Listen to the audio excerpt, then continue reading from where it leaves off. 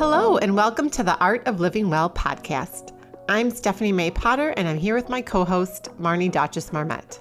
We created the Art of Living Well podcast to empower you to live your happiest, healthiest, and most authentic life.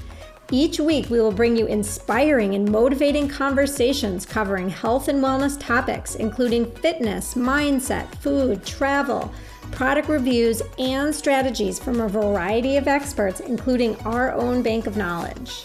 We are excited to educate, motivate, and inspire you to change the way you perceive health and discover your art of living well. Get ready to feel inspired. This episode is brought to you by our wonderful sponsor, Appetite for Change. Appetite for Change is a nonprofit in North Minneapolis that uses food as a tool for health, wealth, and social change. This year, in light of COVID and the unrest in Minneapolis, Appetite for Change has continued to ground themselves in their mission and center their work around community connection and nourishing food. They launched a pilot program called Community Cooks Meal Boxes, which provides fresh produce and pantry items, plus 2 recipes for over 300 families at no cost to the family. The program has been such a success that it has been extended for another 6 weeks and will continue into 2021.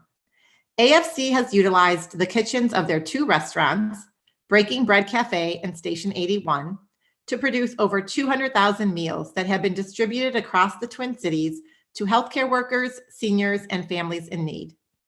In addition, they have 7 farm plots across North Minneapolis that are tended to by community members and Appetite for Change youth learning how to grow a variety of plants. These fresh fruits and vegetables are distributed throughout the North Side. Even in 2021, Appetite for Change is committed to building a more equitable food system by delivering fresh and nourishing food to healthcare workers, seniors, and families in need, tending urban gardens, and more. We have been collaborating with Appetite for Change over this past year, and we have loved their dedication to their mission, and we so look forward to volunteering with their organization and working with them more in 2021.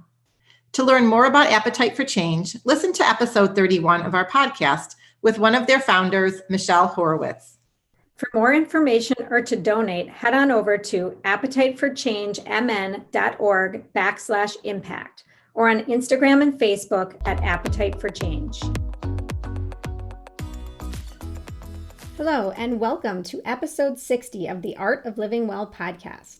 Before we dive into today's episode, we want to ask that if you enjoy this podcast, if you would take just 2 minutes to leave a rating or review on Apple Podcasts. Doing so helps us reach more people so others can benefit from the inspiring information that we share. We would also love if you would share this episode with friends or family or anyone that you may think may benefit from it and tag us on social media. And we so appreciate your support. We are thrilled to bring you today's guest, Meg Hirshberg. Meg is a breast cancer survivor and the co-founder of the Anticancer Lifestyle Program, an online lifestyle transformation course for cancer survivors and those interested in disease prevention. For most of her career, she was a freelance writer for magazines, and for 6 years she wrote a column for Inc. magazine about the intersection of family and business.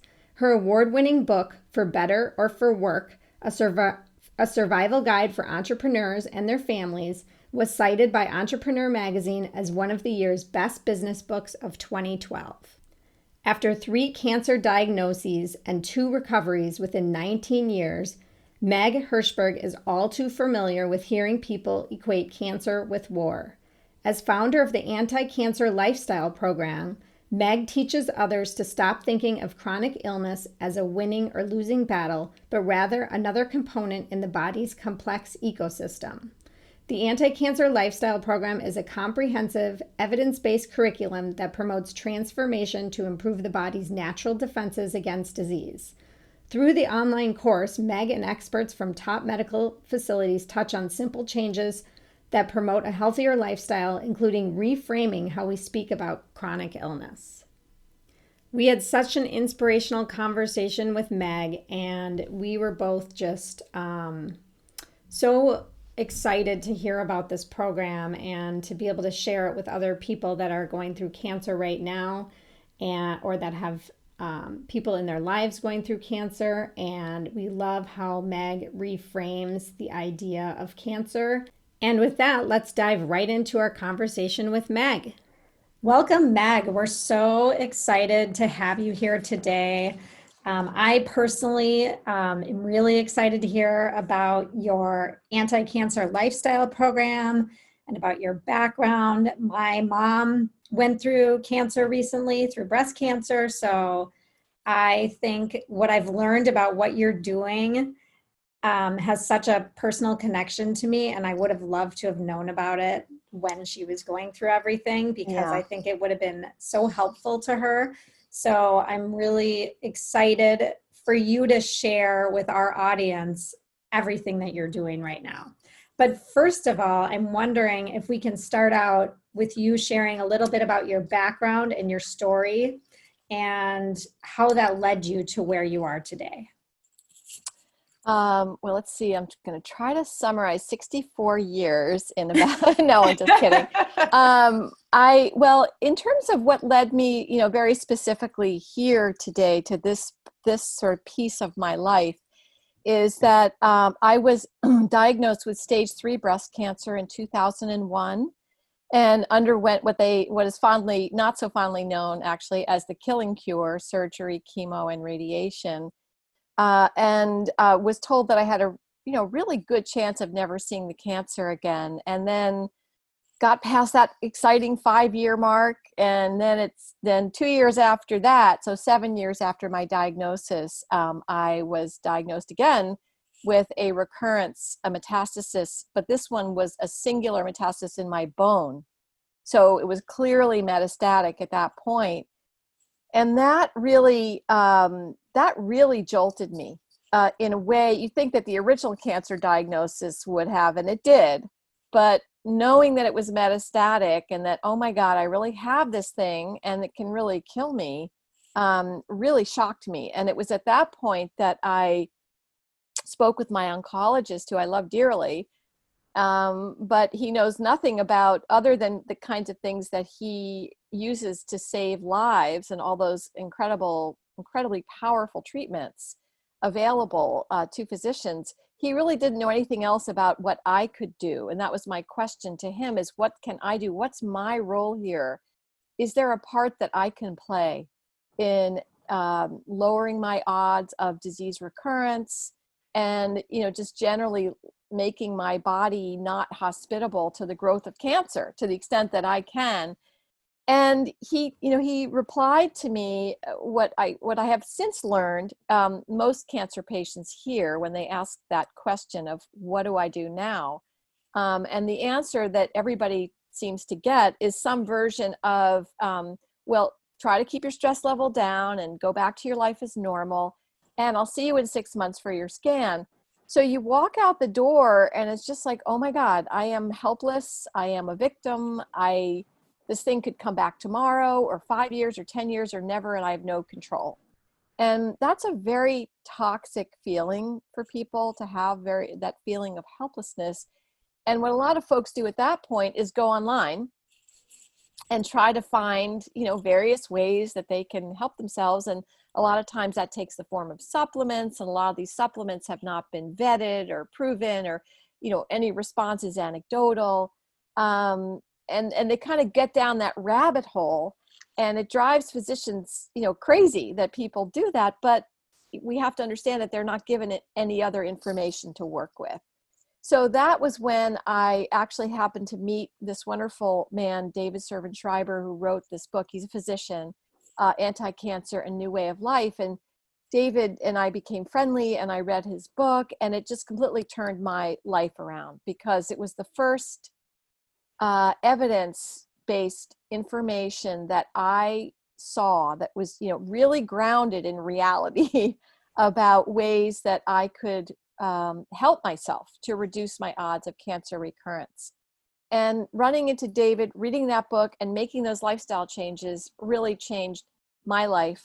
And I reached out to our local hospital about creating a course based on David's book. And that was really the beginning of the Anticancer Lifestyle Program.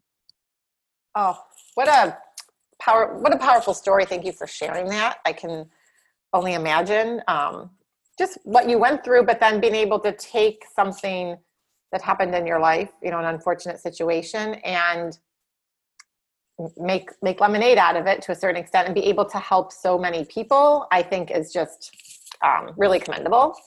And so I think so many women feel like you did, where they, you know, finish their treatments with their doctor, and then it's like, now what?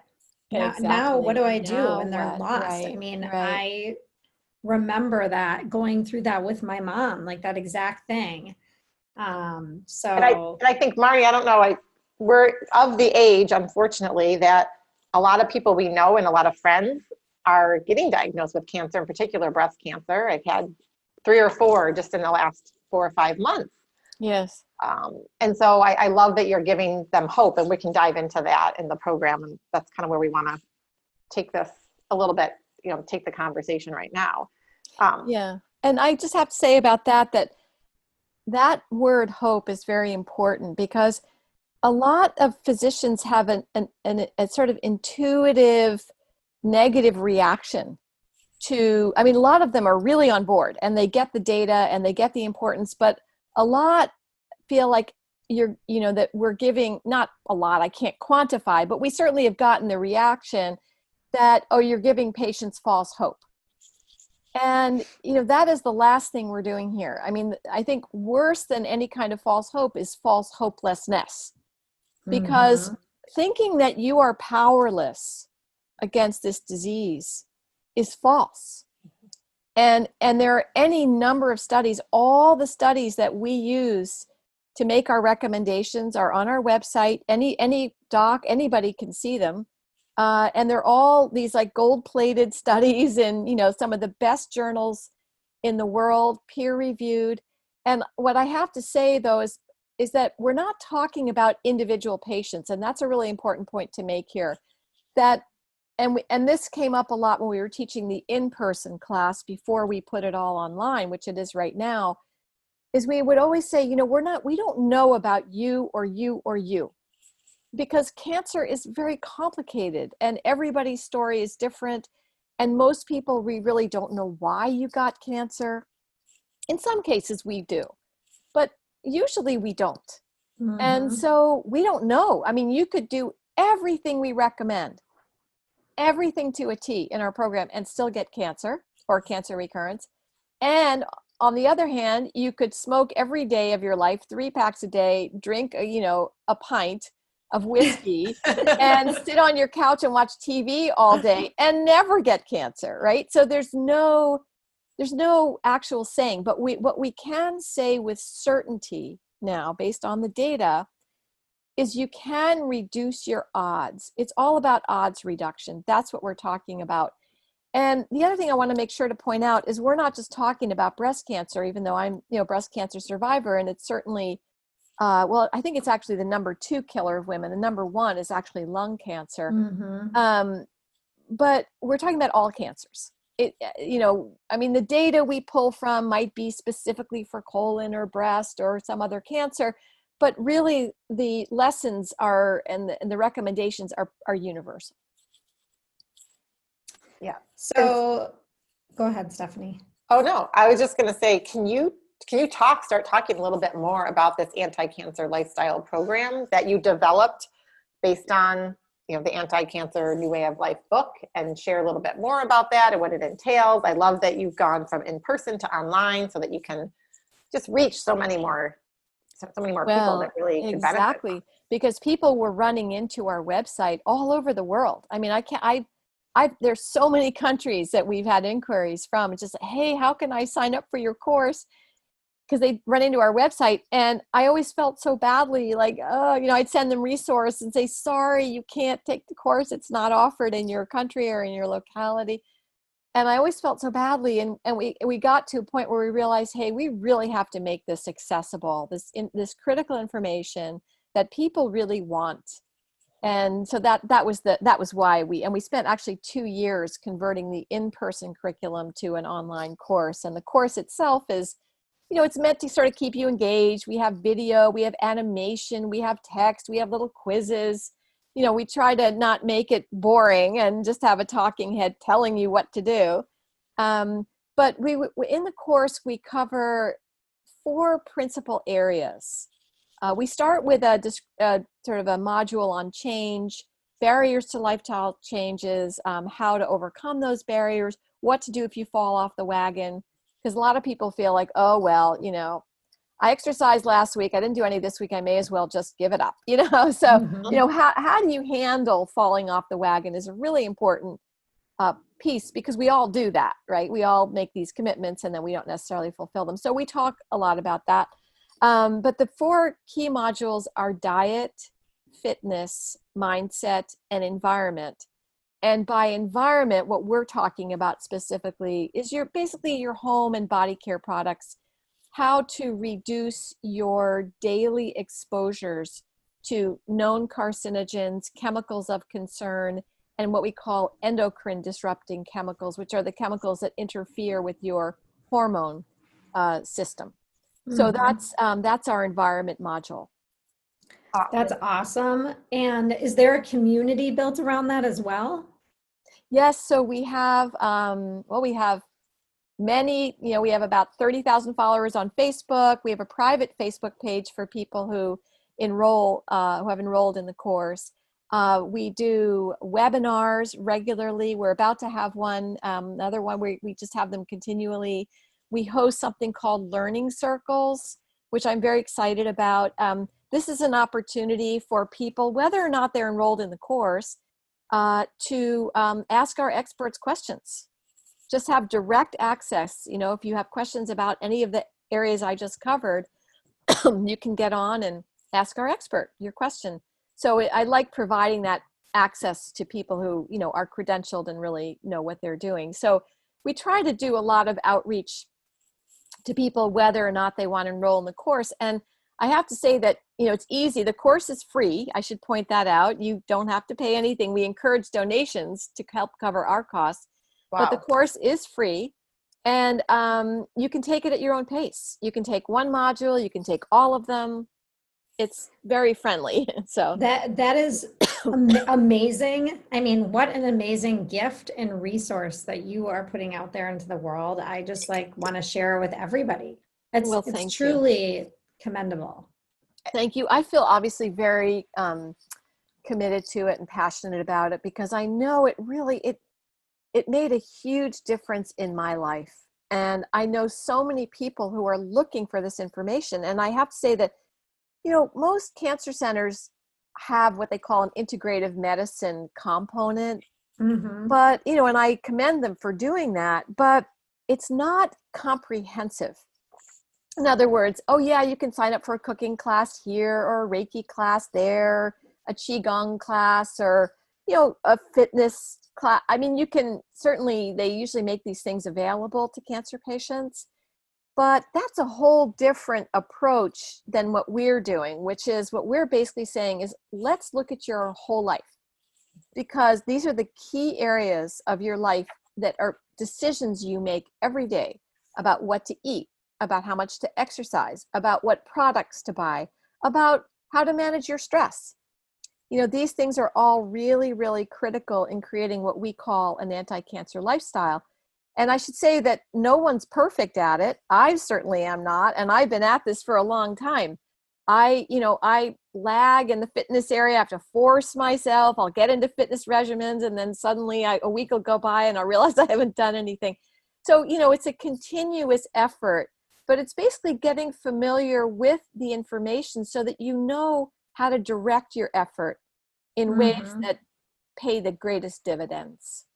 So what did you personally see when you were going through it? So you read this book, and then obviously you turned the book into this free program and this amazing resource. But could you share a little bit about some of the things that you did with respect to these pillars that are part of the program that you started incorporating into your life, or maybe removing toxins in your home and in your personal care products is just an example, and the benefits that you've seen from yourself personally, and then even just others as well. And maybe we can all, I want to dive into each of these areas a bit more as well. Well, I have to say that some of the areas I was I started out being more advanced in, if you will, and others not at all. But I have made and continue to make changes in all of them. I mean, like I say, it's really an evolving process. And some things I noticed from our class, from teaching it in person, because we had many, many hundreds of people through it in person before we had to stop. We started offering it in 2011 at the hospital in Concord, New Hampshire, where it was created, and stopped only because of COVID. So we had about 8 years run with the program. So we had a lot of people through it.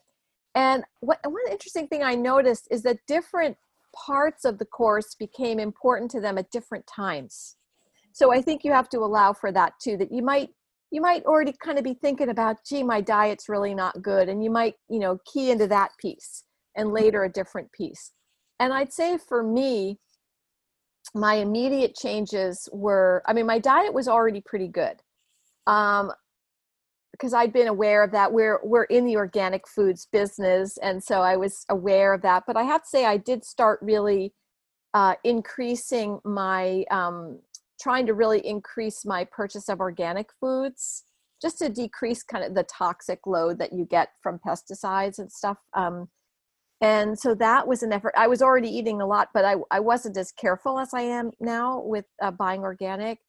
And we have, by the way, in the diet module, ways that you can, that we educate people about ways they can try to buy organic on a budget. That's great. And I love that. Yeah. Obviously, that's really the one reason. Lack of access and price are the two reasons that people don't buy organic. I mean, nobody's out there saying like, hey, yeah, I want the food with more pesticides in it, Right. So we really try to help people with that, because it's obviously a big issue for people. One of those ways actually is to reduce meat consumption, because meat is usually the number one most expensive item on people's grocery lists. And we do promote a plant-based diet in the program. I mean, it doesn't have to be exclusively plant-based. I want to emphasize that this is not all or nothing. These are, making the adjustments that you can, that feel right for you and your family. But we just try to give people the information that they need. And there's great evidence about benefits of a plant-based diet. So if you are reducing your meat consumption, you sort of de facto have a little more money to spend on higher quality produce. So that's one thing. Fitness is a constant struggle for me. I didn't grow up exercising very much. My husband's a complete jock and I am the opposite. So that's a continuous struggle, but I really do make an effort to either take a walk. I have walking buddies. I mean, that really helps you get out. You can help sort of prod each other, especially when the weather's not great. It's just, come on, let's get out, And Absolutely. Then you find it's fun to walk and talk, and you just try to pick it up a little bit so that you're not just going at a slothful pace, but, getting a little aerobic exercise. I love to garden. These kind of daily activities of life, house cleaning, gardening, these things count, because you're up and you're moving. So that's important as well. The stress management piece I've become way more aware of. I do try to incorporate some very basic stress management. Sometimes I do try to do meditation, quiet moments, deep diaphragmatic breathing. We talk a lot about this. I mean, these actually have physiological effects on your body. Slowing down and taking, a few very slow, deep breaths can lower your stress hormone levels in your body. So, these things are really real. And in terms of anti-cancer environment, again, I was pretty good at that, but I am way better at it now. I am very careful. I'm on the board of the Environmental Working Group, which is a nonprofit that has fantastic databases, ewg.org, for buying personal care products. You can vet them. Many scientists work for EWG and do the vetting of personal care products, of home care products. There's a whole healthy cleaners database also. So it's tremendously useful when you're trying to figure out, gee, I don't want to have to have a PhD to go shopping. How am I supposed to know, right? What to Totally. buy and what not to buy, what chemicals are bad. Like, I don't want to have to know this stuff. So you can, check things out. And that's not the only place. There's some other databases. The household products database is fantastic. Also, we have links to all of these on the website. So overall, I have to say, learning these things and doing them has made me feel better physically. I have felt empowered to take some control over my health in a directed way. And so that has tremendous psychological benefit as well. So you're not sitting around feeling victimized, especially if you are a cancer survivor. And I do want to emphasize, though, that a lot of people who take our course do it for prevention.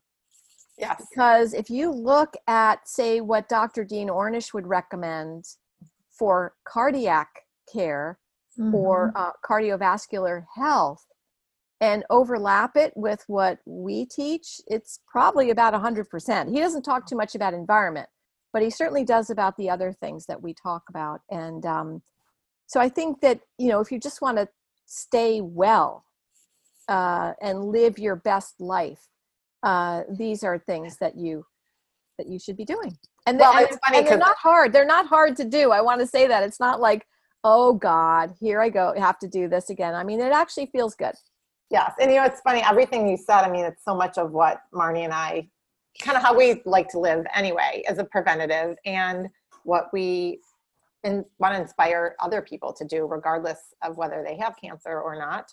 So I think so many of your tips will resonate and be helpful for everyone. Wonderful. Not just those that are focused on even cancer prevention or hopefully not getting it again. So I love all of what you're doing.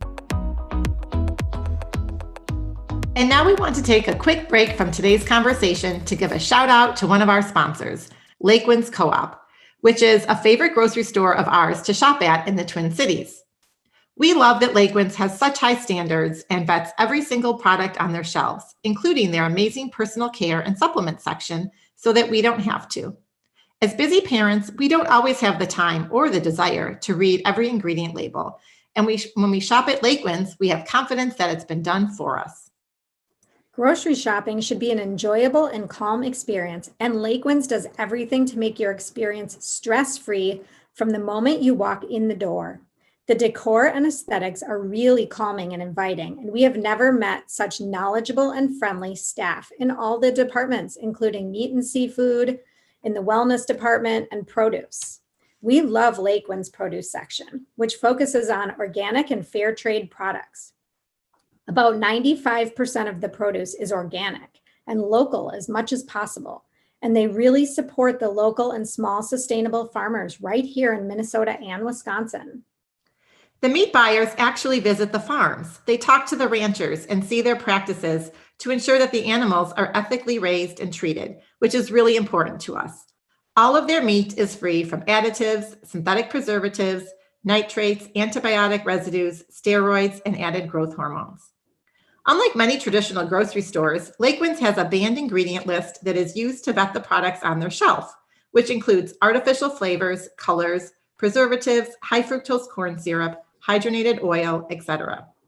This applies to the food on their shelves, as well as the supplements and beauty and personal care products in their wellness department. If an item doesn't meet the product standards, Lakewinds doesn't allow it on their store, and we love that peace of mind. We also love how they seek out local small batch makers who meet their standards and really try to support our local businesses. We all know that maintaining a healthy body and mind has huge implications on our immune systems and being able to fight off the flu. So support your health and wellness in the new year by shopping at your local co-op. You can find the fabulous Lakewinds co-ops in Minnetonka, Chanhassen, and Richfield, or have groceries delivered from Instacart. While Lakewinds Co-op is a member-owned store, you don't have to be a member to shop and receive their weekly specials. Although we highly recommend that you do become members like us for additional monthly savings and an annual dividend. You can find out more by going to lakewinds.coop, and when you're there, be sure to check out their delicious recipes.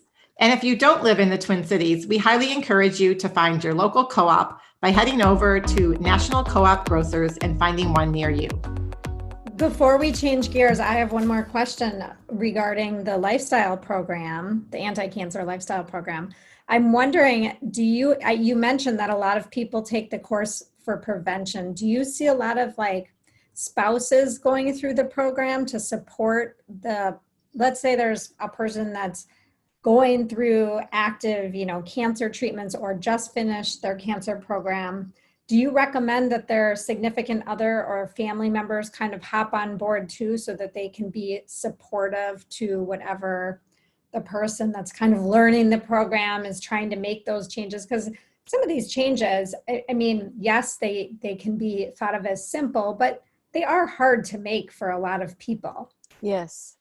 Yes, I'm so glad you brought this up, Marnie, because it's really an important piece of all this is family and community support around lifestyle changes, because you would assume, well, of course they'll support you, right? I mean, if you think this is good for you, well, not so. I mean, and again, they may love you and have, the best intentions for you, but a lot of changes, and we do talk about this a lot in what we call our intro/change module, because it comes up over and over and over again in the in-person course, where family members, it's enough for them that that suddenly their loved one has cancer, and now suddenly she's coming home saying, oh, and by the way, instead of having, we're not going to McDonald's anymore, and instead of having meat 4 times a week, we're having it once, maybe, or something like that. Or I don't want to buy the Tide anymore because it's got chemicals in it and it's got fragrance, and I want to buy,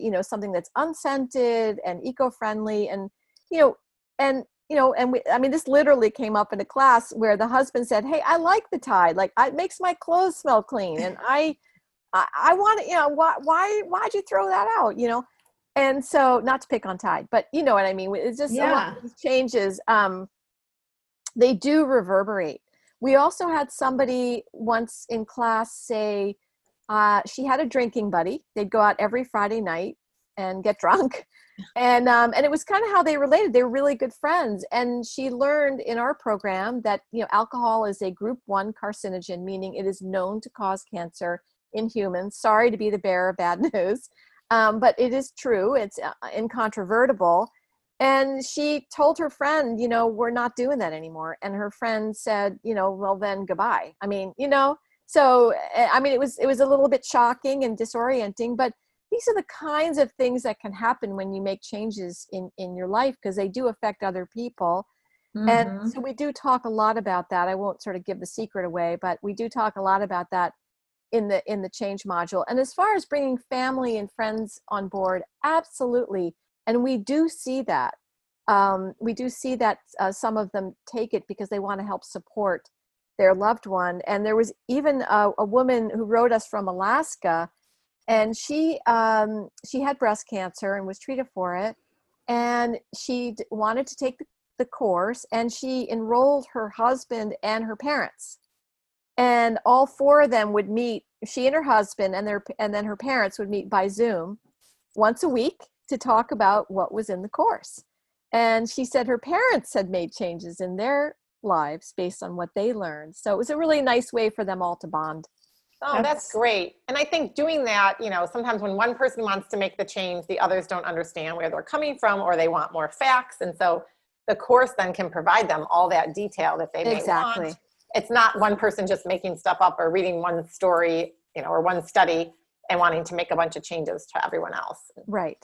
Exactly. And I do want to point out, we don't overwhelm people with data in the course at all, because we know most people, they're not so interested. But for the major recommendations that we make, we do reference studies. So just so that people can understand that it really is grounded in the best information that science has available. And so we do, there's some little bullets that'll shoot in saying, Smith, 2010 or something, or we'll actually verbally talk about it in just a little bit, just to make sure people understand that this is real. This is reality based. So. Exactly. So shifting gears just a little bit, How do you teach others to stop thinking of chronic illness as sort of either a winning battle or a losing battle, but really it's just another component of our body's complex ecosystem, and really changing the way we think and help with respect to cancer, and helping us overcome it? Well, it's interesting. You think, you think about as soon as you get cancer, or when people talk about you having cancer, whatever, they'll say, well, she's fighting cancer, or someone dies and they'll say she fought cancer for 15 years. And we talk about the war on cancer. And so it's something you kind of pick up on after a while, after you've been a cancer survivor. It's like, hey, it's all this war metaphor and battle metaphor. And it never sat right with me. And I thought, on the one hand, who cares what metaphors we're using, right? But on the other hand, language is important. I figured out over time that I really, and you won't see the idea or the words war or battle or anything like that in our Anticancer Lifestyle Program, because I prefer to see it as a management, this does have implications, because wars and battles are things you win or lose. Mm-hmm. And increasingly with cancer, it is not a death sentence. It is obviously sometimes, too often, a death sentence, but for a lot of people, more and more, it's becoming an issue of management of chronic illness. And so I think thinking in this term of war, it just doesn't really fit. Plus, when you think about it, what am I at war with, right? I mean, this is my body. These are my cells. Am I fighting myself? I mean, there's some way that it just doesn't quite compute, actually. So the way I like to think of cancer that feels more helpful and productive is as a very unfortunate member of my total ecosystem. And so when you think about your body, you have more, any of us, any day, have more bacterial DNA than we do our own. We have trillions of bacteria on our skin and in our gut, and thank God we do, because we wouldn't survive without them in many cases. Some are toxic, but most are beneficial.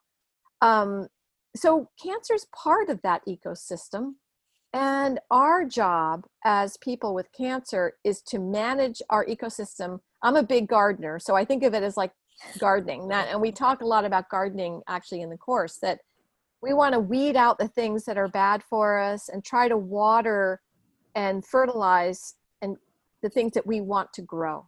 And the ultimate idea with that is trying to create a terrain, an internal terrain that suppresses the development and growth of cancer, that makes the body inhospitable to the growth of cancer.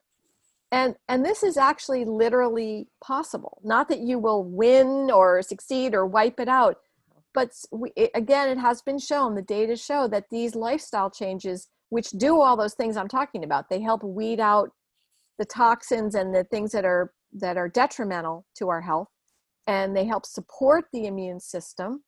They help lower inflammation, because cancer fundamentally is an inflammatory disease, and therefore create a healthier ecosystem. Now, this is something that we can do. I mean, I count on my doctor, my oncologist, to be the one to wage war. That's something he is well equipped to do.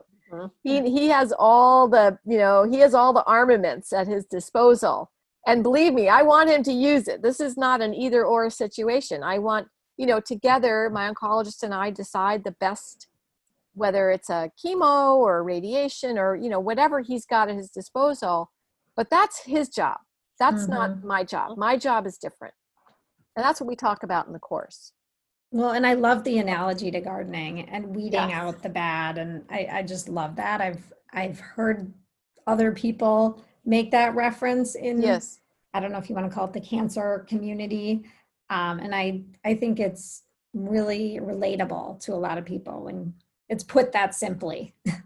Yeah. And it's just a different way of thinking, because it sort of separates what you should be doing from what your oncologist is doing or your provider is doing. You know, you have a role here too, and it's not to wage war. Yes. And then you have that more peaceful mindset. Right. Right. Because you have to live with Exactly. yourself every day. You know, you're only going to the doctor every so often. And so what can you do to create a good, a good environment and reduce the stress, which is obviously gonna help keep the cancer at bay. So what would you suggest other people can do for a loved one that's struggling with a cancer diagnosis or struggling through their cancer treatment? Any suggestions or recommendations? Well, first, register for our course. No, I'm not just saying that. I think, you know, so many people, thousands, have derived benefit from the course.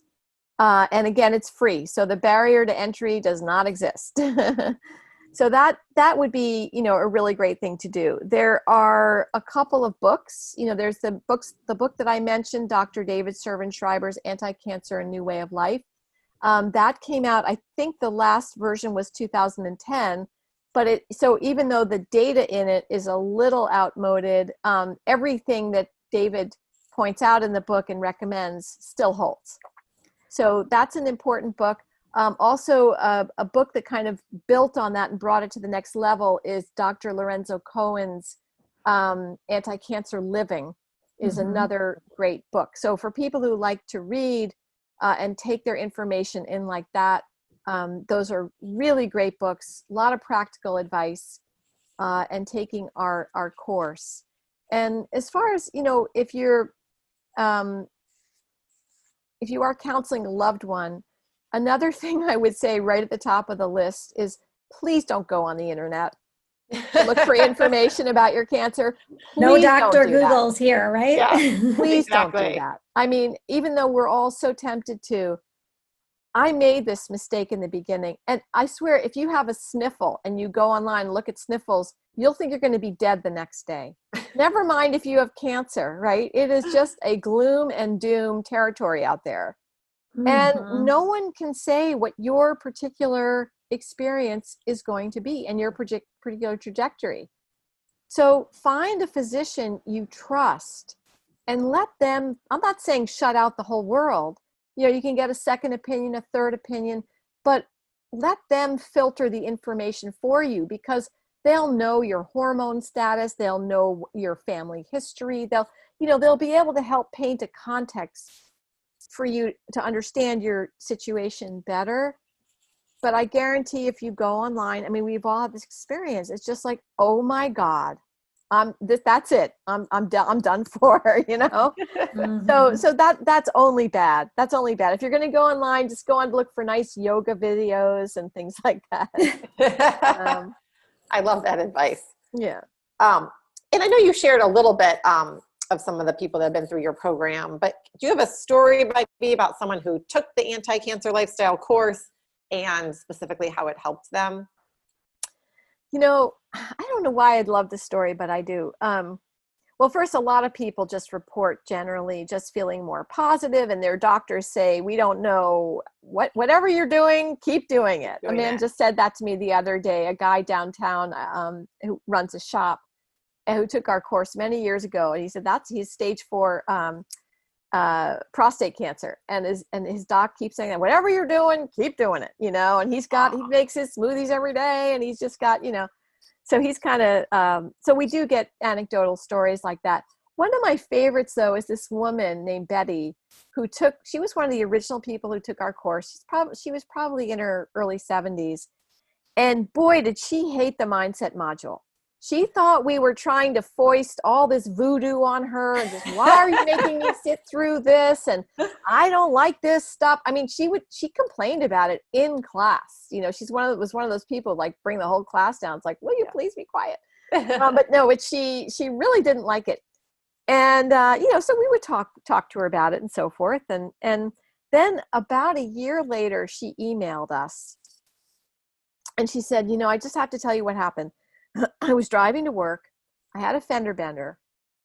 I was so upset because first of all, it's like, oh my God, I wasn't hurt, and the other person wasn't hurt, but it was like, I got to pay to fix the car. I'm going to be late for work. I've got a presentation. She was so agitated and anxious. And she said that somehow Margaret, who was our mindset teacher, Margaret's words like came into my head about just stopping for a moment and taking some deep breaths. And she said, I just stopped in the middle of this chaos at this intersection with all the stuff going on. And I took like 4 deep breaths and I calmed right down. So by the time the cop got there, I could tell him what happened. I was collected. I wasn't hysterical. And I just loved that story because it showed that she was so not ready for some of it at first. And you just never know when you're going to be receptive to things. And I think what's important is to have the information available to you when you're in a place that you can assimilate it. Mm-hmm. Totally agree. Yeah. Because I think that's common with any kind of education or any kind of change you're trying to make. You're taking all this information in, and sometimes it is overwhelming, but at some point it's gonna register. Exactly. Exactly. So that's beautiful. That's a beautiful story. Yeah, I love that. I love that it had nothing to do with like her cancer necessarily. Right. Or a year later, getting into a fender bender. So yeah, and in particular that she whined and moaned about that.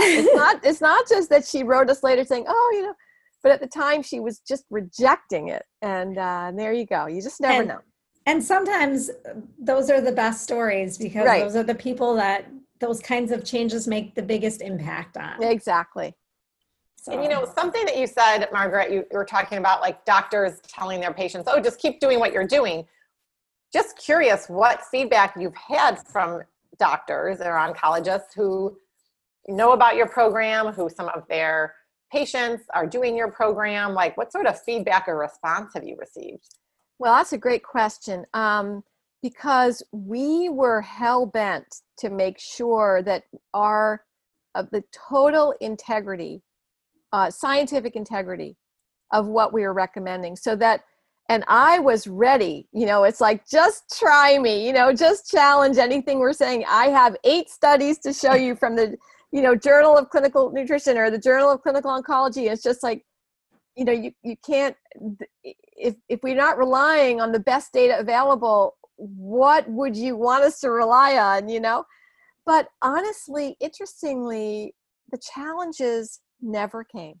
Never.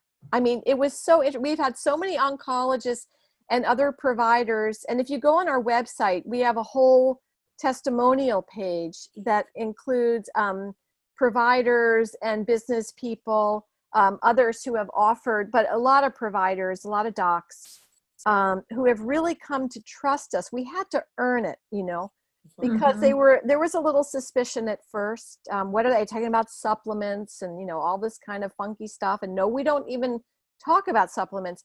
Not that people shouldn't take supplements. That's a decision they have to make on their own. But supplements, there's no good data about supplements, and supplements are not regulated. So if you buy a supplement like, say, ginkgo, I'm just picking one out of my hat, ginkgo biloba, it might have 10% of what's on the label or 110%. No one is testing. So because they're not regulated and there's no good data around it, we don't touch it.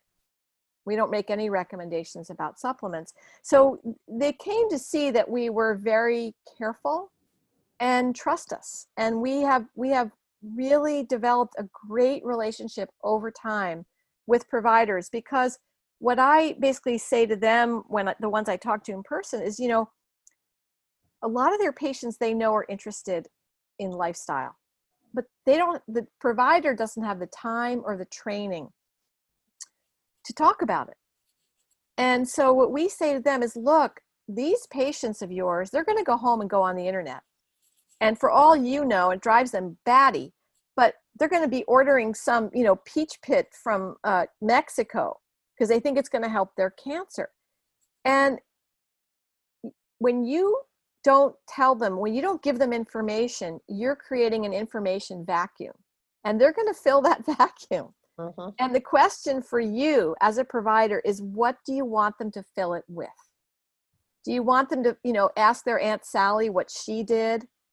to keep her cancer from coming back? Or do you want them to find the best data available that we have, that we know can help, over, that is say, over a population? Again, we don't know about individuals.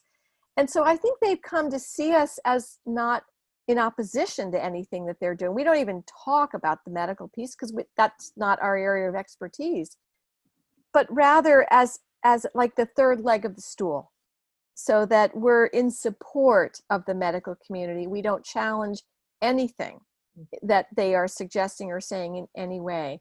And I think now we've had a decade to sort of do that, and work on that in our local community. They absolutely love us, and more providers who run into our information online really love our program. And if I could just add one thing, now during COVID and for the foreseeable future, they will not be able to gather at-risk communities in the hospital for support and education for a long time to come, probably until there's a really good vaccine that is well distributed, because these people are starting out at risk, right? Right. So they're certainly not going to bring them together. So they're all sort of looking for online ways to continue that sense of support and education. And several major cancer centers have reached out to us just in the last month. Wow. About our program, because they're looking for quality ways to help, keep that education going. I love that you're, like you said, it's a partnership. You're not trying to alienate anyone. You're trying to join forces because each of you has something to contribute. Absolutely. We want to be, a source of relief for them, because when their patients ask that question, Doc, what can I do? And so many patients do. Now they have something to say. They just check out this course. It might interest you. Yes. That should just make you so happy. I was just going to say, as we kind of wrap up, how can our listeners find you or find the program, the Anti-Cancer Lifestyle Program? Easy. We are at anticancerlifestyle.org. Anti-Cancer Lifestyle is one word, .org. And it's all there. We have you can register for the course there. Again, it's free. You can look at all that. We have something called a toolkit there, which has apps, videos, books. I mean, so many resources. All of our webinars are there, again, for free viewing, the webinars that we've held thus far. We have an events page where you can find upcoming webinars and upcoming learning circles. So it's all pretty much there. And there's contact information if they have questions. But anticancerlifestyle.org. So amazing. I'm just blown away by how much you've accomplished in building this organization. Well, thank you. And I've had a lot of help too. And the fact that it's free is phenomenal, because I think you're really giving access to anybody that has Wi-Fi. Exactly. Right? And can understand English, because so far we haven't been translated into other languages. That's something I'd love to do someday, but so far we haven't been able to do that. Yeah. But you're absolutely right. Anybody. Yep. I mean, I already know of people that I want to share this with. So for better or worse, right? And are you guys on Instagram? Oh, yes. Thank you for bringing that up. My social media person would flog me if I didn't mention that. We have a very active Facebook following. We also have a private Facebook page, as I think I mentioned earlier, for people who are enrolled, registered for the course. We are on Instagram, we are on Twitter, and we are on LinkedIn. Okay, so any way you want to access us, and it's under some variation of Anti-Cancer Lifestyle and all. We're pretty easy to find. So, and we'll link it all up in the show notes so people will have exact access and they can click the link to follow you. Wonderful. Well, we've really enjoyed this conversation, Margaret. And one last question that we like to ask all of our guests is, what does the art of living well mean to you? Ah, yes. By the way, I go by Meg, just so that you. Yeah, sorry. That's okay. Well, it's a really interesting question. I think at this point, having dealt with my own particular cross to bear, which has been cancer, I really like the Japanese idea of wabi sabi, which I'm sure I'll butcher the explanation of it, but my understanding of it is kind of living with imperfection and learning to celebrate imperfection. That it's not always going to be your vision of what's perfect, but learning to work well with what you have and the blessings that you do have. And, it's not always easy. Certainly for, a lot of us right now too are really struggling. Economy, COVID. I mean, there's, fires out west. I mean, it's just, it feels like it's raining down. But just trying to remember that, there is always so much to be grateful for. And I try to think of that every day. It really helps me that, yeah, things aren't perfect. But, I'm lucky.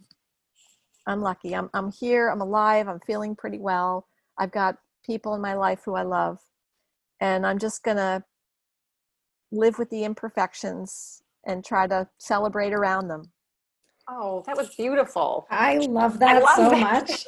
Like, I've actually never heard of that wabi sabi. Wabi sabi. Yeah. I'll be looking that up. Yeah. And